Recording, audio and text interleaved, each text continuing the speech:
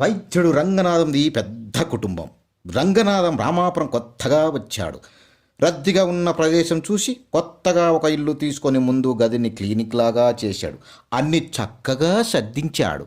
పనులన్నీ ముగించుకొని సాయంత్రం అయ్యేసరికి ఇంట్లో వాళ్ళందరినీ ఖాళీగా ఉండమని కోరాడు. ఎవరిని ఎక్కడికి వెళ్ళవద్దని చెప్పాడు. సాయంత్రం అయ్యింది. అందరూ అతను ఎక్కడికైనా తీసుకెళ్తాడేమోనని ఆత్రంగా చూశారు.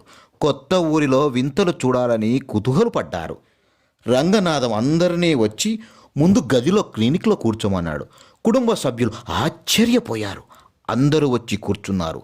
క్లినిక్ నిండిపోయింది. రంగనాథం కూడా వచ్చి తన సీటులో కూర్చున్నాడు. కూర్చొని విసుగుపట్టి కారణం అడిగారు.